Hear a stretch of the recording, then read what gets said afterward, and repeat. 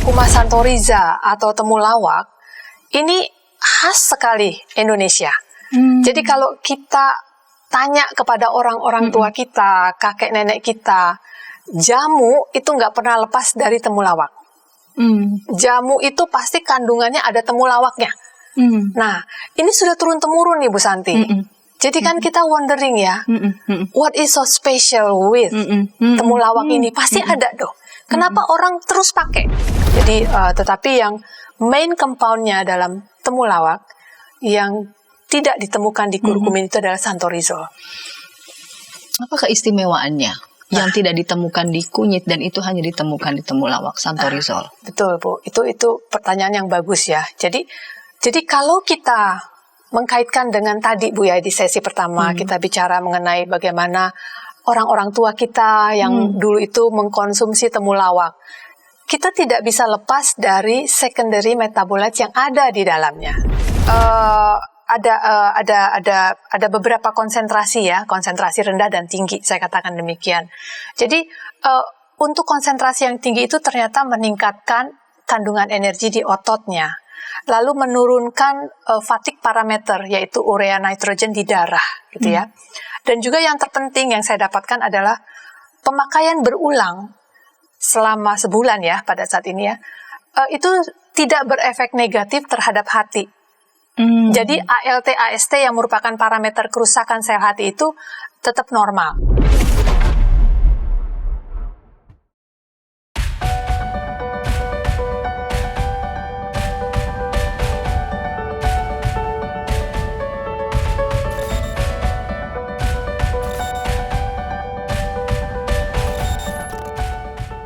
Sahabat YKB, kita jumpa kembali dalam program Krida Bagimu Negeri.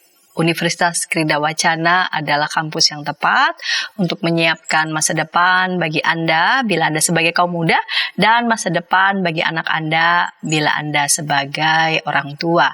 Program Krida Bagimu Negeri ini diselenggarakan berkat kerjasama Yayasan Komunikasi Bersama dengan Ukrida.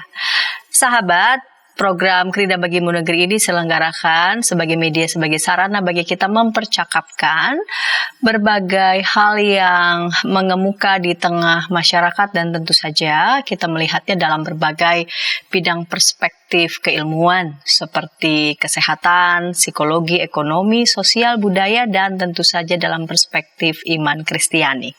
Pada episode kali ini kita akan membincang tentang keajaiban temulawak. Mungkin ada di antara para sahabat yang pernah mengkonsumsi temulawak atau secara rutin mengkonsumsi temulawak. Nah, kita mau membincang tentang keajaiban temulawak. Keajaiban seperti apa yang kita bisa temukan dalam kandungan temulawak, dan untuk membincang tentang hal ini telah hadir di studio Dr. Randa Adelina Simamora, Magister Science, Master of Science Farmasi. Saya mau menyapa, salam jumpa Ibu Adelina Simamora. Salam jumpa Bu Santi, terima kasih sudah mengundang ke studio YKB dalam program Krida Bagimu Negeri. Ya, Ibu Adelina, saya sendiri mengucapkan terima kasih sekali nih, apalagi pas saya membaca mau membicarakan tentang keajaiban temulawak. Ya, Bu. Karena memang paman saya sendiri ya mengalami sendiri waktu pas sakit hepatitis, secara rutin mengkonsumsi temulawak dan memang dan tentu saja atas berkat pengurapan dari Tuhan it works, sembuh begitu dan bisa beraktivitas kembali. Hanya memang saya sendiri mungkin juga karena keterbatasan mengakses jurnal-jurnal ilmiah yang memang terukur dapat dipertanggungjawabkan, sehingga karena mikir apa ya yang ada dalam kandungan temulawak, ternyata kita membincang tentang keajaiban temulawak dan ini bertepatan dengan penelitian Ibu Adelina ya berkaitan dengan temulawak. Penelitian Ibu sendiri, dan kita mau lihat bagaimana hasil temuan penelitian Ibu Adelina. Kita akan melihat sendiri nanti basis penelitiannya ya tentang temulawak. Nah, Ibu Adelina, temulawak ini sebenarnya sejenis apa, serumpun dengan apa sih Ibu? Baik Bu Santi, jadi temulawak ya, Ini ada nama latinnya nih, ada nama ilmiahnya ya. Namanya Curcuma santoriza. Jadi kalau dari nama depannya curcuma. Nah ini adalah nama genusnya namanya ya, genus. Jadi mungkin yang Bu Santi atau teman-teman sering dengar itu adalah Curcuma longa ya. Nah itu kunyit. Nah, jadi ini satu keluarga nih. Curcuma santoriza, temulawak dengan kunyit itu masih satu keluarga. Nama keluarganya itu Zingiberaceae atau jahe-jahean. Gitu. Nah, jadi perbedaan antara kunyit dengan temulawak itu sebenarnya ada satu yang membedakan mereka berdua nih, yaitu kandungan santorizolnya. Jadi kalau temulawak, Curcuma santoriza itu dikenal marker compoundnya ya, penandanya itu adalah santorizol. Sementara kalau di Curcuma longa yang kita kenal itu adalah kurkumin. Nah, tapi jangan lupa kurkumin ini juga ditemukan di sini juga, gitu ya. Nah, jadi tanaman ini asli Indonesia nih, Bu Santi. Tidak seperti Curcuma longa ya atau kunyit ya. Kalau kunyit ini kan di India, di Southeast Asia countries itu memang itu udah menjadi primadona ya. Kunyit ini sejak zaman dahulu kala deh, kita udah nggak bisa mempertanyakan lagi ya kalau kunyit. Tapi kalau Curcuma santoriza atau temulawak, ini khas sekali Indonesia. Jadi kalau kita tanya kepada orang-orang tua kita, kakek nenek kita, jamu itu nggak pernah lepas dari temulawak. Jamu itu pasti kandungannya ada temulawaknya. Nah, ini sudah turun-temurun nih Bu Santi. Jadi kan kita wondering ya, what is so special with temulawak ini? Pasti ada dong. Kenapa orang terus pakai nenek moyang kita untuk berbagai keluhan kesehatan? Saat ini kita akan bincang-bincang tentang Curcuma santoriza, temulawak ya. Apa yang ada di situ, manfaatnya apa, dan hasil-hasil penelitian terkininya seperti apa. Itu Bu Santi yang ingin saya sharingkan. Karena begitu primadonanya temulawak ini hanya bisa ditemukan di Indonesia, sehingga ketika kita bertanya pada nenek kita, kakek kita ya tentang jamu-jamuan, sulit rasanya memisahkan temulawak betul. Dan kenapa ini menjadi primadona begitu ya? Secara umum ya. Temulawak itu dipakai, dikonsumsi oleh masyarakat kita biasanya untuk keluhan-keluhan apa tadi Ibu Adelina udah sempat mengatakan berbagai keluhan. Saking berbagainya jadi seperti jawaban ya. Iya, atas segala masalah. Keluhan-keluhan apa saja ataupun sakit-sakit apa saja yang ya dengan keluhan-keluhan ini ya mereka memberi saran minum temulawak. Salah satunya ibu saya ya, temulawak itu bagus gitu. Apa saja sih keluhan Bu Santi. Untuk bisa ditolong oleh temulawak ini. Jadi seperti yang tadi Bu Santi di awal sudah sebutkan ya, sudah mention tadi. Pertama-tama yang terpikir oleh masyarakat umumnya temulawak itu untuk gangguan liver. Gangguan liver biasanya penyakit kuning atau hepatitis ya, itu biasanya disarankan untuk konsumsi rebusan temulawak ya. Tapi sebenarnya bukan hanya untuk gangguan liver, gangguan pencernaan. Nah, gangguan pencernaan ini bisa macam-macam nih Bu Santi. Bisa bentuknya sakit mah atau gangguan usus, saluran cerna. Jadi saluran cerna ya. Lalu biasanya juga digunakan untuk kulit. Ya, kulit untuk jerawat ya, penggunaannya dengan dioleskan. Nanti ada reasoning ilmiahnya ya. Jadi selain untuk kulit juga untuk mulut, kesehatan mulut, gusi ya. Nah itu. Jadi untuk penyakit-penyakit yang berhubungan dengan rematik. Nah, baru tahu. Jadi biasanya itu dikaitkan dengan inflamasi di sendi, gitu ya. Nanti juga kita cerita reasoning ilmiahnya ya, mengapa digunakan untuk orang-orang yang punya keluhan rematik, gitu ya. Nah, juga untuk yang punya diabetes. Jadi emang kalau terdengarnya kok, waduh, banyak sekali ya yang bisa di cover ya oleh temulawak ini ya. Tapi itulah yang nenek moyang kita lakukan ya untuk gangguan ini, temulawak. Jadi itu dalam studi saya mendapatkan satu naskah kuno ya yang menyebutkan ramuan jamu yang di dalamnya tuh selalu ada temulawak untuk ini, temulawak untuk ini. Jadi memang seperti yang Bu Santi bilang, tidak terpisahkan dari jamuan yang asli Indonesia ya gitu ya. Memang tanaman ini tersebar memang di wilayah-wilayah Indonesia ya, di Sumatera, di Jawa, di Sulawesi punya temulawak. Tapi this plant originates from Indonesia. Jadi walaupun sekarang ada mungkin di Southeast Asia country atau tropical countries ya, tapi ini asalnya dari Indonesia aslinya gitu ya. Jadi trademarknya jamu itu ya temulawak ini, Bu Santi. Tadi gitu. Ibu mengatakan apa? Kulit juga, keluhan inflamasi pada sendi juga. Sungguh itu saya baru tahu. Karena saya sendi-sendi faktor usia ya. Faktor usia ya. Saya baru tahu itu. Termasuk juga lalu kemudian untuk stamina ya. Nah, kan secara umum masyarakat kita tuh mengatakan begini. Udah kita minum aja obat herbal gitu ya, jamu-jamuan itu, karena dianggap nggak ada kandungan kimianya gitu ya. Iya, betul. Jangan banyak minum obat sintetis karena itu obat yang mengandung zat kimia gitu. Betul. Ya, sebelum kita bicara soal kandungan-kandungan yang ada, sebenarnya apakah ungkapan itu benar, Bu Adelina?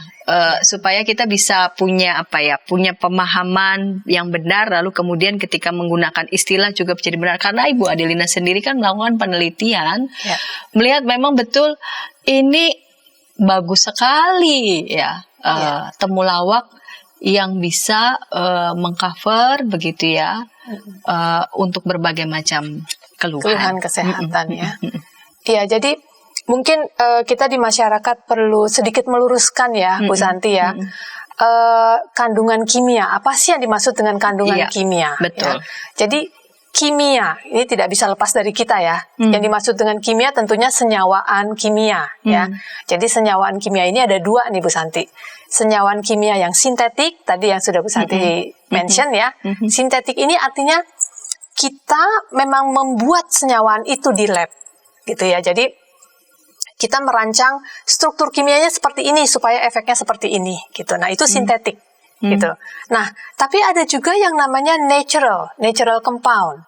Jadi senyawaan kimia juga, tetapi yang membuat tanaman. Jadi tanaman ini bisa atau punya kemampuan untuk mensintesis senyawaan kimia dengan segala perlengkapan yang sudah Tuhan ciptakan ya di tanaman itu ya. Untuk meng-create senyawaan kimia. Nah, inilah yang kita bicarakan, salah satunya santorizol. Kurkumin juga merupakan salah satu senyawaan kimia alami. Nah, jadi mungkin mudah-mudahan sudah bisa lurus nih ya, Bu Santi. Ada yang sintetik, ada yang natural, gitu ya. Jadi yang dimaksud dengan masyarakat jangan terlalu banyak memakan obat sintetik. Nah, mungkin ini yang dimaksud obat-obat yang dibuat ya. Zat aktifnya itu dibuat gitu. Nah, kalau yang ini kan ditemukan. Jadi tidak membuat, jadi tanamannya yang buat. Jadi kita tinggal mengekstrak saja. Oke, berarti itu bukan buatan manusia, bukan secara sengaja dibuat oleh manusia. Iya, Bu. Itu sudah secara natural, alam sendiri yang menyediakannya. Iya, betul. Hanya memang keilmuan modern yang lalu kemudian mengekstraknya. Betul. Dan terlebih lagi Ibu Adelina melakukan penelitian atas itu. Karena nih jangan sampai ada terkesan seolah-olah bahwa wah Ibu Adelina berarti anti pada obat-obatan antibiotik, lalu kemudian wah coba bayangin dong pro banget obat-obatan herbal. Tidak seperti itu ya. At some point we need synthetic drug ya. Kalau ini sudah tidak bisa mengcover lagi ya. Jadi kalau menurut saya lebih menyetujui itu ini untuk preventif, untuk general wellness ya. Tadi juga Bu Santi sudah share bahwa pemakaian yang jangka panjang ternyata bisa memperbaiki kinerja liver betul, gitu. Jadi aman berarti kan pemakaian jangka panjang aman ya. Betul. Sementara sintetik drug kita harus hati-hati juga ya, pemakaian lebih dari berapa bulan kita harus konsultasikan ya. Betul. Gitu, tetap dalam pengawasan. Betul. Bu Santi. Selalu konsultasi ke dokter karena berkaitan dengan obat-obatan yang diminum itu ya. Baik. Karena tadi Bu Adelina sudah menjelaskan begitu ya, bahwa pada tanaman-tanaman pun termasuk temulawak juga ada kandungan kimia yang memang disediakan oleh alam. Nah, kandungan-kandungan kimia apa saja Ibu Adelina tadi sempat mention sedikit, namun kita akan ulas itu semua di segmen kedua. Namun sebelumnya kita dengarkan pesan-pesan berikut ini.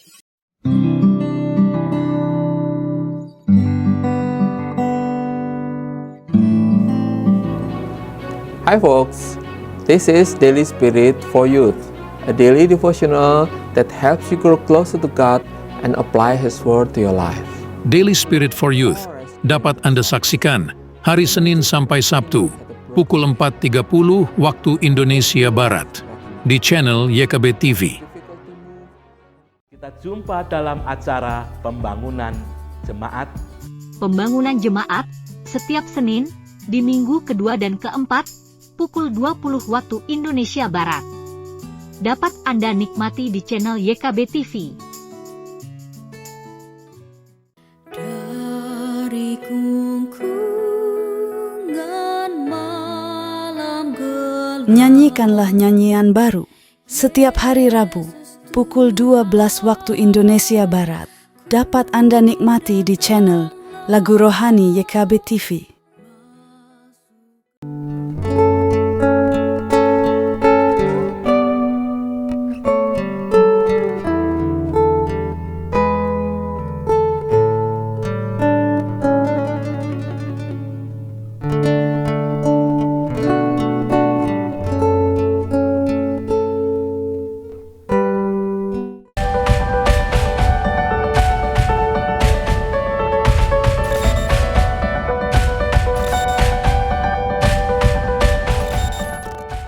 Sahabat YKB, senang masih bersama dengan kami dalam program Krida Bagimu Negeri. Pada episode kali ini kita membincang tentang keajaiban temulawak dengan narasumber Dr. Randa Adelina Simamora, Magister Sains, Master of Science Farmasi, staf pengajar Fakultas Kedokteran Universitas Kristen Krida Wacana. Saya sebagai pemandu percakapan, Pendeta Santiani Manurung, mengajak sahabat dapat berinteraksi di kolom komentar yang sudah tersedia.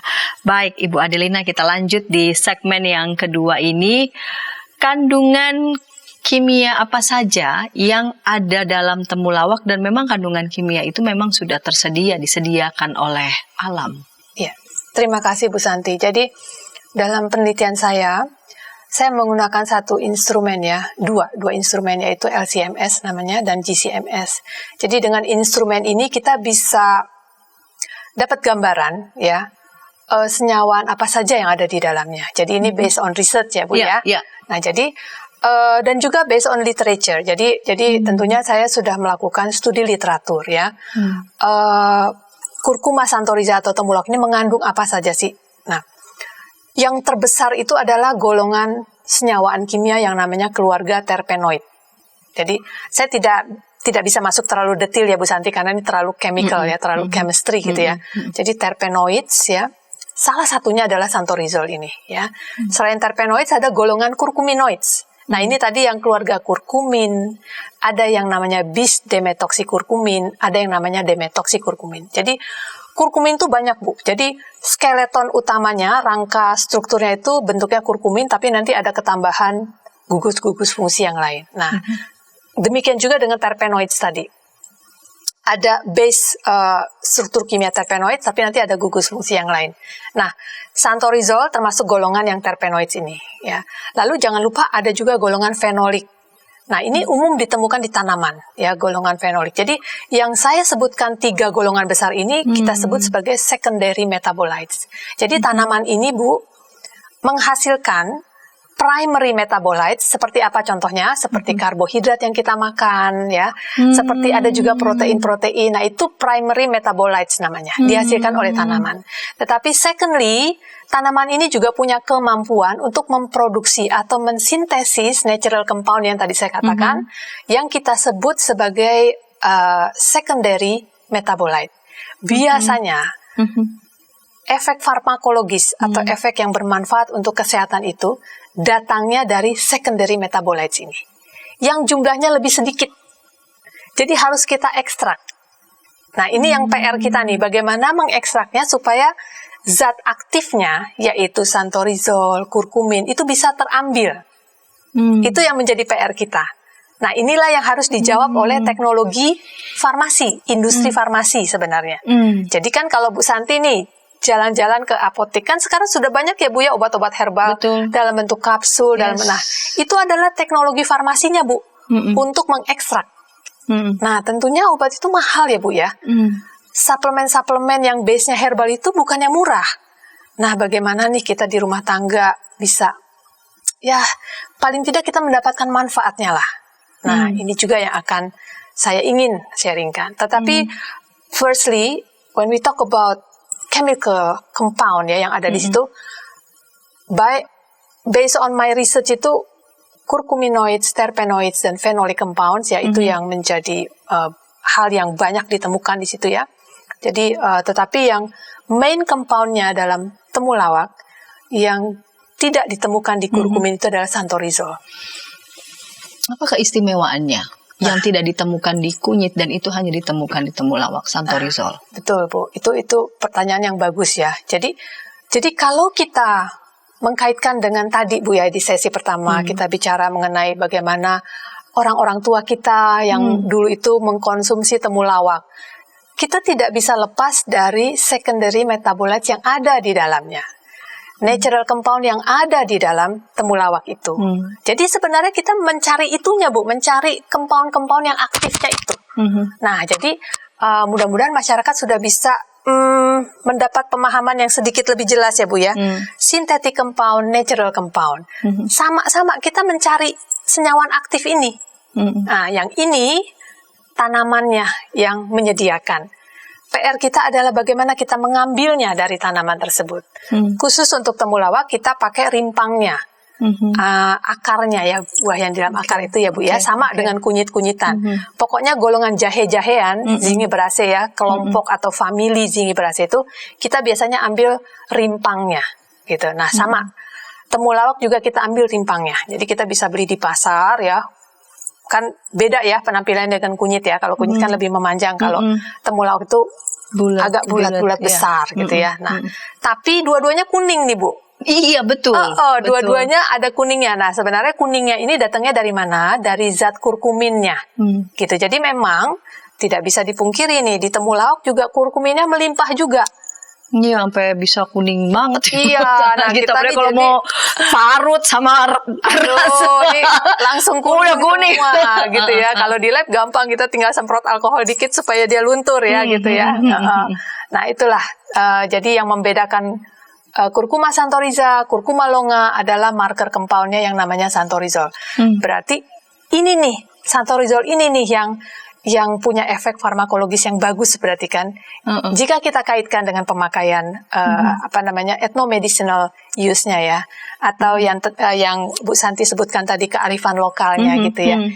Jadi tidak bisa tidak kita berbicara mengenai secondary metabolites yang tadi saya sudah sebutkan. Curcuminoids, terpenoids, phenolic compound, dan masih banyak lagi yang lainnya Bu ya. Jadi golongan yang tadi saya sebut adalah golongan yang terbesarnya. Dan ini sudah terbukti Bu Santi, many literature, itu mereka melaporkan curcuminoids, apa efeknya ini, apa efeknya semua. Dan di curcuma santoriza itu kan ada semua. Ya, maybe synergistically ya, mereka secara sinergis itu menghasilkan efek yang baik gitu ya. Dan ini yang masih menjadi PR, tantangan di dunia riset ya. Bagaimana ini kalau bersinergi gitu kan ya. Di alam itu nggak bisa kita pisah-pisahkan, dan itu sulit Bu.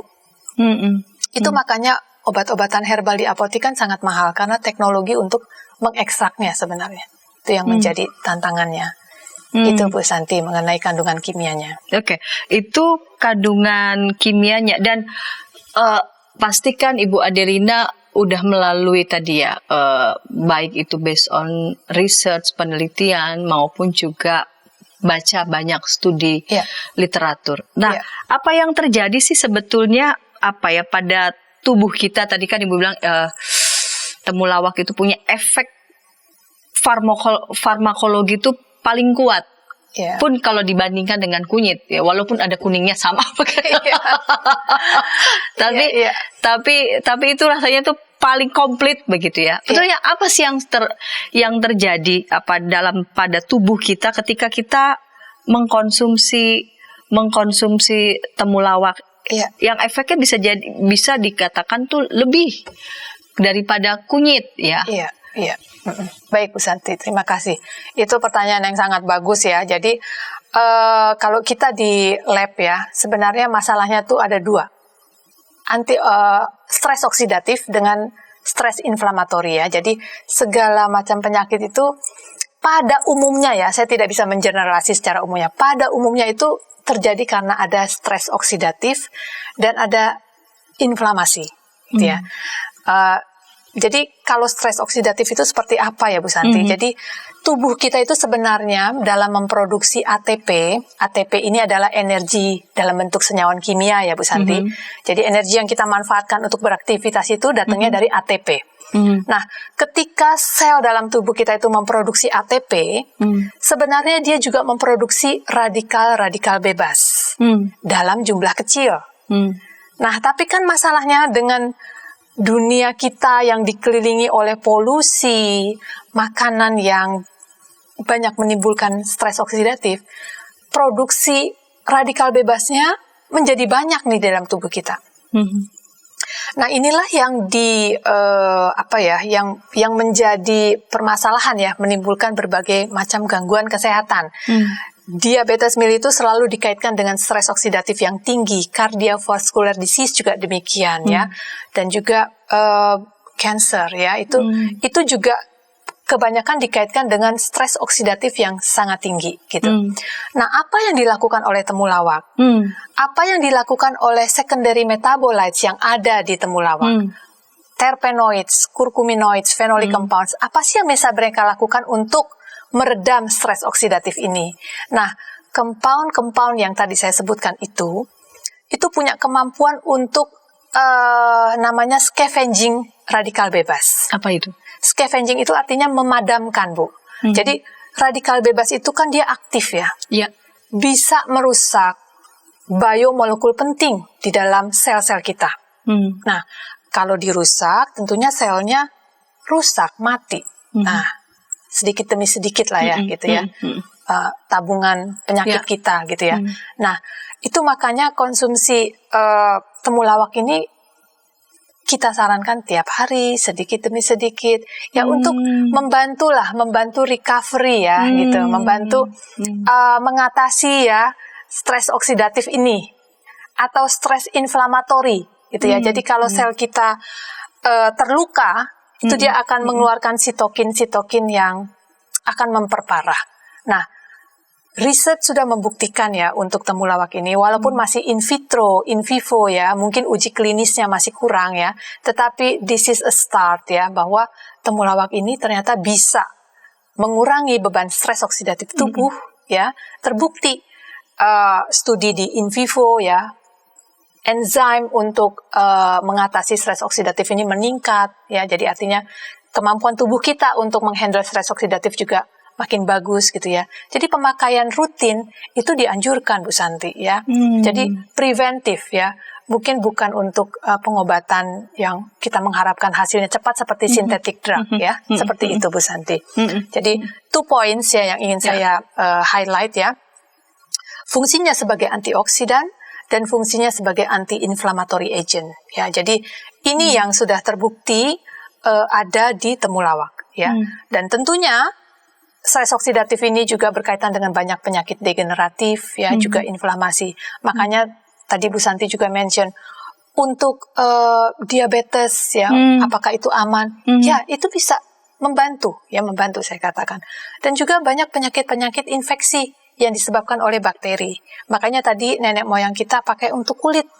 Nah, mungkin ada bakteri yang menyebabkan jerawat ya, atau untuk kesehatan mulut ada juga bakteri-bakteri yang menyebabkan radang gusi dan sebagainya. Kita kumur-kumur dengan air rebusan temulawak, it's good ya. Jadi membantu mengendalikan bakteri yang jahat ya, yang merusak ya.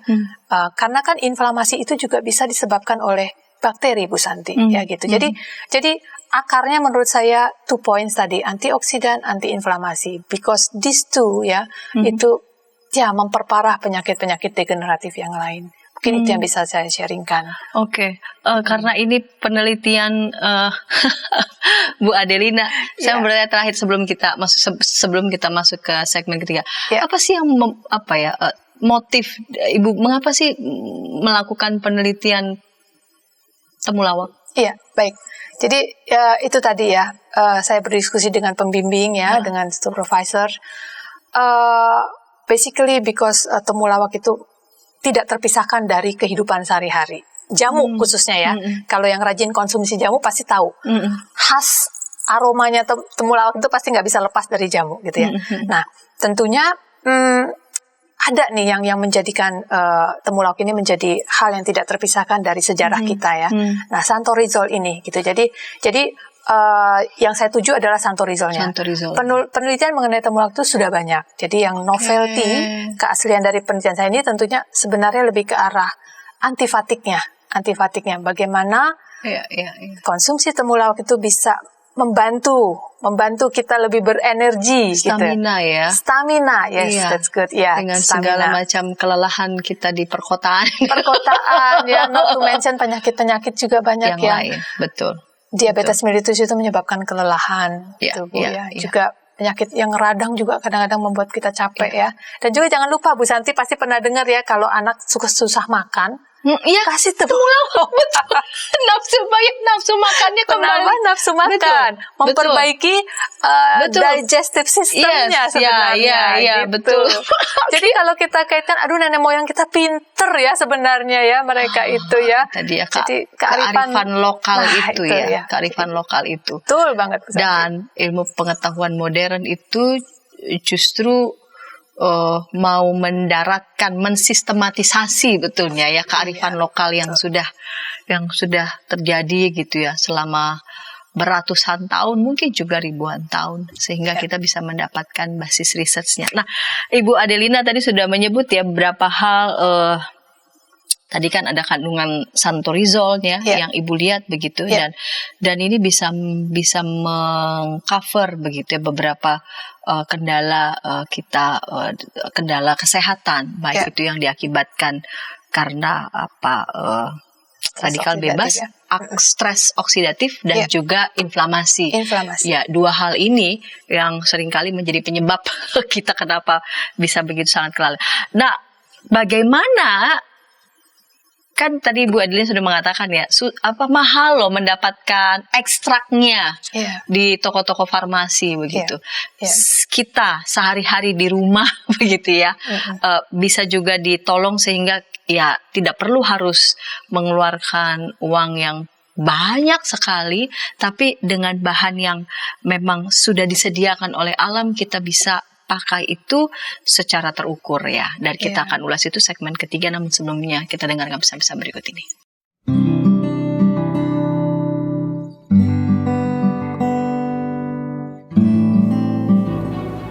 Hi folks, this is Daily Spirit for Youth, a daily devotional that helps you grow closer to God and apply His Word to your life.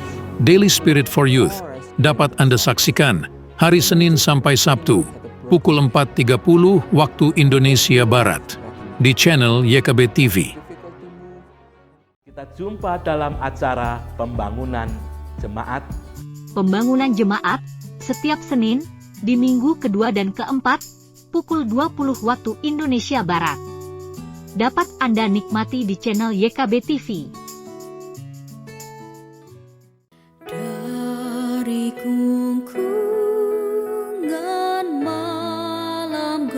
Nyanyikanlah nyanyian baru setiap hari Rabu pukul 12 waktu Indonesia Barat.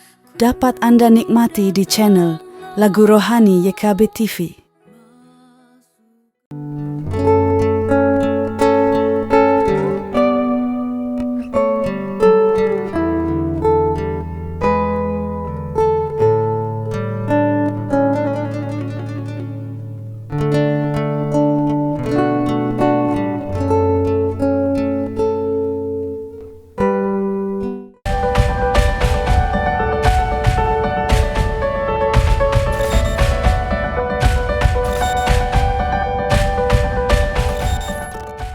Sahabat YKB, senang masih bersama dengan kami dalam program Krida Bagimu Negeri. Pada episode kali ini kita membincang tentang keajaiban temulawak. Kita memasuki segmen ketiga. Saya mengajak sahabat dapat berinteraksi di kolom komentar yang sudah tersedia. Narasumber pada episode kali ini adalah Dr. Anda Adelina Simamora, Magister Sains, Master of Science Farmasi, staf pengajar Fakultas Kedokteran di Ukrida yang memang telah melakukan penelitian secara khusus ya tentang temulawak, karena ada satu zat yang memang sangat penting ya, santorizol, yang di segmen sebelumnya sudah diulas oleh Ibu Adelina. Ibu Adelina, kita lanjut di segmen ketiga, segmen penutup ini. Ibu Adelina sudah mention di segmen sebelumnya tentang kelelahan ya. Apa saja sih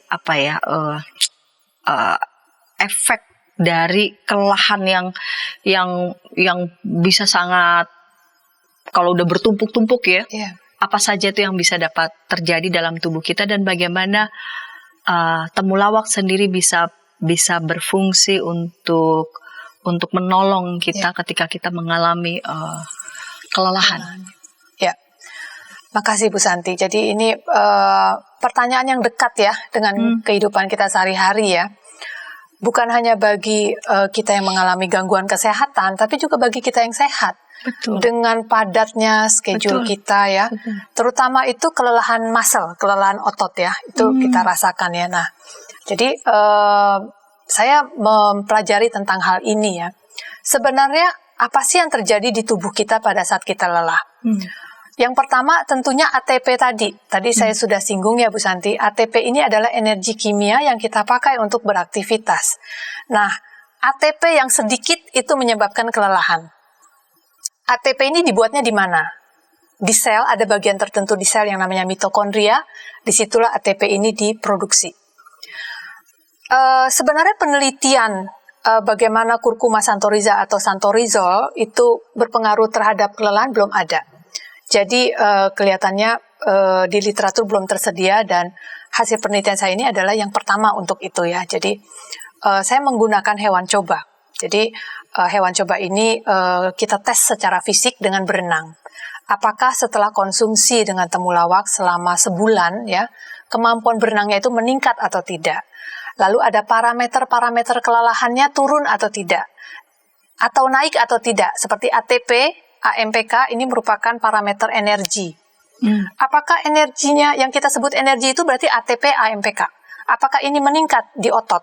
Nah, itu yang saya lakukan. Jadi saya memberikan temulawak ada beberapa konsentrasi ya, konsentrasi rendah dan tinggi, saya katakan demikian.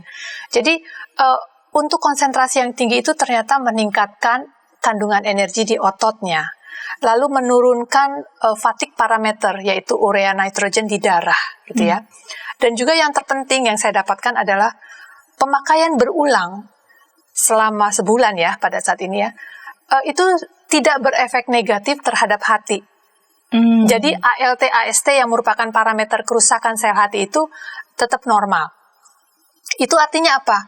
Saya kaitkan dengan hepatoprotective activity-nya. Oh ya, berarti memang terkonfirmasi oleh penelitian-penelitian, oleh pemakaian secara etnomedicinal yang tadi Bu Santi katakan, kearifan lokal untuk penyakit liver. Ya memang mendukung kok ya, bahwa ALT, AST ya, kadang-kadang juga ada penelitian yang menyebutkan kreatinin kinasenya tetap normal ya. Artinya kerusakan sel itu diminimize ya dengan konsumsi berulang ya dari temulawak. Nah, itu yang saya dapatkan. Yang berikutnya adalah bahwa kemampuan berenangnya ini kemampuan berenangnya lebih bagus ya. Jadi dia swimmingnya lebih lama gitu. Itu kan merupakan tes behavior ya yang dilakukan, yang biasa dilakukan oleh peneliti kalau dia meneliti tentang anti lelah, anti fatigue gitu ya. Jadi pesannya yang saya bisa sharingkan adalah kita bisa mengkonsumsi ini untuk general wellness ya, untuk meningkatkan stamina ya. Jadi terbukti secara laboratorium ya bahwa ATP, AMPK yang merupakan key mediator dari produksi ATP itu juga memperlihatkan hasil yang meningkat gitu ya. Jadi, nah tapi sekarang pertanyaannya adalah, dari tadi kita bicara yang bagus-bagusnya ya mengenai temulawak ini gitu ya. Apa sih kelemahan dari natural compound ini loh Bu Santi? Kenapa kita harus tetap juga mengkonsumsi synthetic drug ya terkadang kalau ini sudah tidak mengcover ya. Kuncinya adalah di bioavailabilitasnya. Jadi ketersediaan obat ini di darah ya supaya dia berefek, supaya oleh peredaran darah ini sampai ke sel-sel yang membutuhkan. Itu yang menjadi PR tantangan di dunia riset. Itu makanya yang tadi Bu Santi katakan, obat-obatan itu, suplemen-suplemen itu bukan murah. Karena teknologinya yang bikin dia mahal. Teknologinya supaya dia bisa sampai ke sel-sel yang membutuhkan ini. Sementara kalau kita konsumsi langsung, darah kita itu kan 90% air ya. Sementara santorizol yang merupakan zat aktif dari kurkuma santoriza ini, unfortunately dia kelarutannya dalam air itu rendah. Nah itu yang menjadi tantangan nih. Gimana caranya? Gimana caranya supaya konsumsi kita itu berefek? Makanya kan pemakaiannya harus panjang. Ya. Iya betul. Jadi tidak bisa seperti sintetik drug. Iya. Misalkan dokter meresepkan 3x1 atau 2x1 nanti glukosa dalam darahnya langsung turun cepat gitu kan ya. Nah kalau untuk yang natural compound ini memang PR-nya masih banyak nih ya. Kita bisa temukan ya kurkumin dalam bentuk nano kapsul. Nah itu kan mahal sekali ya, karena yang ingin dituju adalah kurkuminnya bisa sampai ke dalam sel gitu. Nah itu yang teknologi farmasi yang harus mencari supaya cara langsung membidik sasarannya. Karena kan perjalanannya panjang. Bu Santi ya, dari saluran cerna diserap di usus dan dibawa peredaran darah gitu. Itu ya. yang membuat mahal. Iya. Ya, ada zat lain yang dapat mengantarkannya langsung ke titik sasarannya gitu ya. Tadi saya katakan ATP itu dibuatnya di sel. Di sel juga nggak sembarangan, di mitokondrianya lagi. Nah, bagaimana ini bisa sampai ke sana gitu kan ya. Nah, itu masih menjadi PR ya saya katakan ya. Tetapi as a starting point ya, we got proof ya bahwa memang ini benar kok ya, memang ini berefek ya, dan sedikit banyak bisa membantu kita lah untuk preventif. Nah gitu Bu Santi kira-kira. Nah bisa membantu kita untuk preventif. Buat kita yang sehari-hari di rumah, apalagi berhadapan dengan segala macam kesibukan ya, entah itu di luar rumah sehari-hari seperti ini maupun juga ketika kita di rumah kita juga tetap juga melakukan pekerjaan. Iya betul. Apa saja ataupun bagaimana pola konsumsi, bagaimana cara mengkonsumsi temulawak itu supaya juga tepat, karena tadi Ibu mention punya kelemahan tidak mudah larut di air. Betul. Sedangkan darah kita itu 90% itu air. Bagaimana caranya? Karena kan ada yang memang diparut. Tapi belum tentu paham betul bahwa itu cocoknya dilarutkannya di apa supaya tepat sasaran begitu. Iya, sedikit banyak meningkatkan bioavailabilitasnya ya. Sedikit banyak meningkatkan kadarnya di dalam darah supaya bisa diangkut nih gitu ya. Betul. Nah, cara yang sederhana ya. Tapi saya tetap menyarankan kalau ini sulit dilakukan, tetaplah mempersiapkan dengan cara yang sudah kita tahu, menyeduh dalam air panas. Awalnya begini Bu Santi, kalau kita membeli di pasar ya, berapa kilo gitu ya, kita bisa cuci, kita bisa kupas ya. Sebenarnya kulitnya ini pun banyak banget loh, khasiatnya ya, karena di kulit inilah sebenarnya minyaknya itu ada ya gitu ya. Tapi oke lah ya, kadang-kadang tuh masih banyak tanah-tanahnya gitu ya. Jadi oke lah, dicuci bersih ya. Kalau saya sarankan setelah dicuci bersih itu diiris ya. Tujuannya apa? Supaya bisa kita jemur ya. Supaya kadar airnya ini berkurang dulu. Ya, jadi kadar air berkurang berarti kan lebih konsentrat ya, lebih concentrated lah ya. Setelah dia agak kering, kita keringkan biasanya bolehlah dalam oven ya, Bu Santi, agak repot dikit ya, oven 40 derajat, jangan terlalu tinggi temperaturnya, karena merusak tadi yang phytocompound yang saya katakan, curcuminoids, terpenoids, phenolic acid ya, itu rentan terhadap temperatur sebenarnya, 40 degrees ya, 40 derajat usually is safe ya, untuk mempertahankan ya, supaya strukturnya nggak berubah gitu ya. Lalu what next? Setelah dia kering, kita bisa jadikan dia serbuk. Nah, serbuk ini biasanya saya simpan di kulkas ya. Every day kita ambil 1 sendok, atau kalau 1 sendok itu agak getas ya rasanya ya. starting with half of spoon ya boleh gitu. Setengah sendok. Lalu kita kasih air panas ya.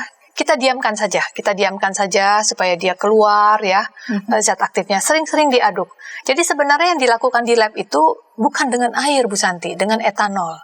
Etanol ini lebih bagus menangkap zat aktif tadi. Tapi kan tidak mungkin kita lakukan di domestic setting, di rumah tangga ya. Nggak mungkin kita membeli etanol, itu hanya konsumsi di lab ya gitu, itu hanya punyanya di lab. Nah itu juga yang dilakukan oleh industri farmasi, mereka mengekstrak dengan etanol ya. Nah tetapi banyak kelemahannya juga kok dengan etanol ya, ada residu dari etanol yang not healthy for us ya. Nah untuk air merupakan pelarut yang paling aman kita konsumsi. Jadi cara pertama yang saya selalu sarankan adalah serbuk keringnya kita seduh saja, every day we consume gitu ya. Nanti kalau sudah habis kita tambahkan lagi air panas 2 atau 3 kali masih bisa gitu ya. Tetapi jangan lupa kelarutan dalam air memang not too much ya. Tetapi kita harus memulai gitu ya. Kita tidak tunggu teknologi yang macam-macam dulu. Start from your home gitu ya dengan cara seperti itu dan rutin tadi ya. Dan rutin. Yang saya sarankan ya gitu untuk mendapatkan manfaat yang for general wellness gitu. Nah, secondly, yang kedua ini butuh extra effort nih Bu Santi ya. Kalau tadi tebu lawaknya kita keringkan, kalau yang kedua ini kita gunakan fresh gitu ya. Kalau tadi untuk pemakaian jangka panjang di kulkas bisalah seminggu 2 minggu ya. Nanti kalau habis lagi kita beli lagi, persiapkan. Nah, kalau yang ini sedikit repot. Jadi segar, fresh ya. Kalau saya sarankan kulitnya tetaplah ya. Jadi kita cuci yang bersih ya untuk tanah-tanahnya itu. Maklum ini kan rimpang ya dari dalam tanah ya gitu ya. Nah, kita jus, kita ambil. Jadi bukan di blender, di jus ya, kita ambil sarinya gitu ya. Kalau saya sih tidak saya pisahkan lagi dari tetap kan ada serbuk-serbuknya itu ya. Taruh di dalam botol kaca, jangan botol plastik ya Bu Santi ya. Kita taruh di botol kaca, kita taruh di kulkas, kita beri tanggal. Biasanya di lab itu selalu kita beri tanggal pembuatannya tanggal berapa supaya kita tahu nih, oh ini udah seminggu, udah 2 minggu ya. Tetapi menurut saya temulawak ini punya antibakteri ya, jadi membusuknya juga nggak terlalu cepat lah ya, karena dia antibakterinya juga bagus gitu ya. Bakteri-bakteri pembusuknya juga bisa mati ya gitu. Setelah kita ambil jusnya, ampasnya kita apain? Jangan dibuang. Kita keringkan lagi-lagi ya. Kalau di sinar matahari, apalagi musim penghujan mungkin ya, jadi itu tidak terlalu cepat ya keringnya ya. Oven 40 degrees ya sampai dia menjadi serbuk. Nah itu bisa kita seduh-seduh lagi. Sayang seperti yang awal ya, jangan dibuang begitu. Very rich with phytocompounds ya, banyak banget zat-zat yang pharmacologically active di situ. Gitu. Jadi sayang kalau yang itu langsung dibuang gitu Bu Santi. Terus bagaimana nih mengkonsumsinya? Tadi yang sudah di botol itu ya, saya sarankan gunakan madu. Gunakan madu. Madu ini berfungsi untuk pelarutnya. Jadi sudah ada literatur jaraknya berapa minggu yang di botol itu di dalam kulkas? Iya. Kalau saya suggest it's for your consumption for 2 weeks lah, untuk 2 minggu ya. 2 minggu karena kan untuk pemakaian biasanya 1 sendok yang jusnya benar-benar ya Bu Santi, jadi bukan yang air ya. 1 sendok mix dengan honey dengan sugar 1:1, jadi 1 sendok juga. Jadi kita aduk, kita konsumsi rutin setiap hari gitu. Jadi ini cara praktis yang kita berdua bisa bermanfaat ya Bu Santi ya untuk general wellness lah ya. Kita nggak bisa klaim dia untuk yang lain-lain dulu lah gitu ya. Jadi memang fungsinya honey ini sebagai solventnya sebenarnya. Itu sudah ada penelitiannya bahwa honey itu madu itu kenapa bagus untuk kita, bukan hanya sebagai sumber energi dari karbohidratnya ya, tetapi juga sebenarnya dia dapat melarutkan zat-zat aktif dan membawanya. Sudah ada penelitian bahwa dia meningkatkan bioavailability dari active compound di dalam darah. Kan itu yang kita tuju. Jadi ini merupakan cara yang shortcut yang dapat membantu kita gitu. Dia langsung bisa mengantar lebih cepat. Ya, kadar dalam darahnya lebih tinggi, lebih lama gitu. Nah, itu sudah ada penelitiannya. Jadi what I'm talking is based on research ya Bu Santi ya. Jadi bukan berdasarkan katanya gitu ya, gitu. Tapi kita harus mendasarkan pada secara ilmiahnya gitu Bu Santi. Baik, Ibu Adelina, kita udah tiba di menit-menit akhir di episode ini tentang keajaiban temulawak. Ibu Adelina dapat menyampaikan semacam ringkasan, resum ataupun pesan khusus kepada para sahabat dimanapun yang saat ini menyaksikan, dan pastinya juga merasa terberkati dengan apa yang sudah Ibu lakukan, yang Ibu sudah teliti. Mari silakan. Ya, terima kasih Bu Santi. Untuk sahabat YKB ya, temulawak merupakan cara yang cepat, cara yang mudah, cara yang murah untuk meningkatkan general wellness. Sahabat bisa memanfaatkannya dengan mengambil sarinya yang kaya akan santorizol ya. Jadi bisa dengan mengambil jusnya lalu mengkonsumsi dengan madu, atau cara lain adalah cukup menyeduhnya seperti teh dan mengkonsumsi itu setiap hari. Mudah-mudahan ini bisa membantu untuk meningkatkan kesehatan para sahabat di rumah, para sahabat YKB. Tuhan memberkati. Ya, saya membaca Matius pasal 9 ayat 35. Yesus berkeliling ke semua kota dan desa, ia mengajar dalam rumah-rumah ibadat mereka dan memberitakan Injil kerajaan serta menyembuhkan orang-orang dari segala penyakit dan kelemahan.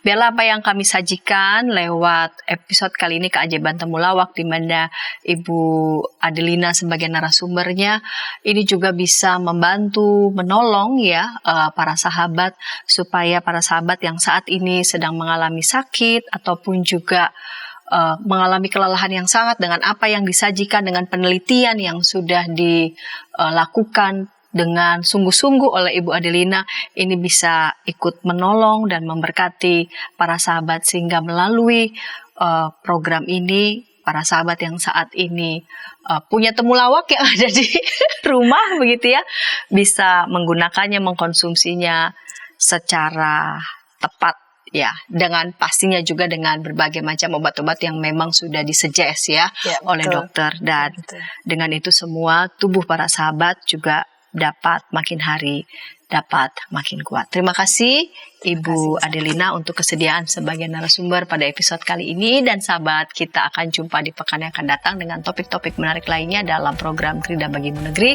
Sampai jumpa.